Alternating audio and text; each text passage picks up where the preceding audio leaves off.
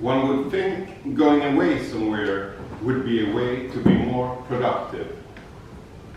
I even imagine writing a poem a day, but I haven't and never have. Once I got just one depressing line out of Paris.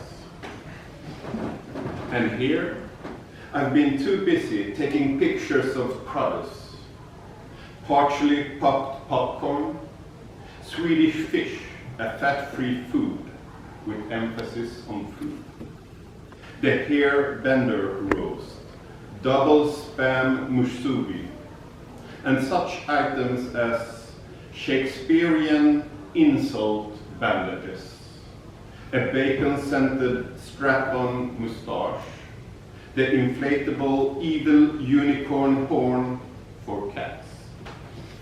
But what poem would that mount up to? Outside a novelty store the other day, a mother asked her 9-year-old daughter if she wanted to have her photograph taken in front of the life-size Doctor Who cardboard figure. "No, he's not my favorite doctor," the daughter replied. That's the spirit I'm looking for.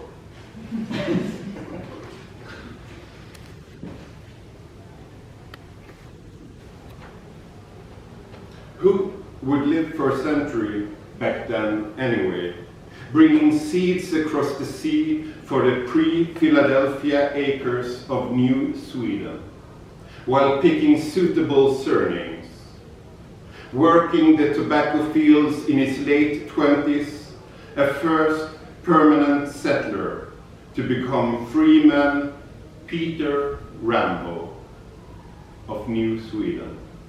Then recolonized Peter Rambo of New Netherlands.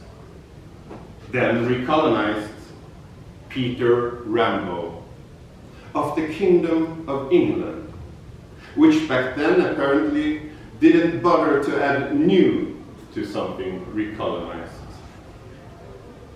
And then recolonized Peter Rambo of the Pennsylvania colony. He must have sworn a new allegiance once a decade in his life. But his main achievement was, as land went ahoy in 1640, to name himself Rambo. Now, half apple, half action figure. What should I call myself? Is another question that, what should I name my child? What should I name my child is another question than, what price should I put on my head? I have dreams that are superfluous. I have superstitions that come with a price. They should have let Rambo be picked up in a Seattle car wash, intermediate blood. Not the individual, but the state ought to embrace accountability for the failures of a citizen. In school, they said nothing about Afghanistan. We got a picture from a Serbian bootleg VHS of Rambo 3, with several simultaneous non-Latin subtitles in the frame. John Rambo, most famous emigrant of the United States.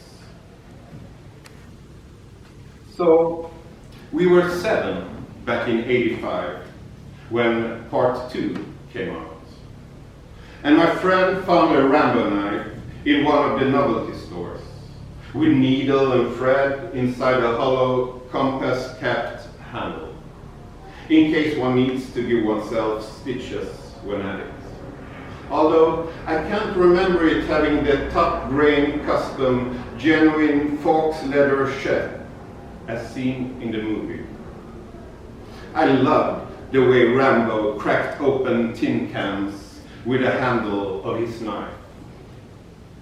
I never gave in to that style, A bit later I learned it's quite possible to use my tongue and tie a knot on a cherry stem inside my mouth, like the girl in Twin Peaks.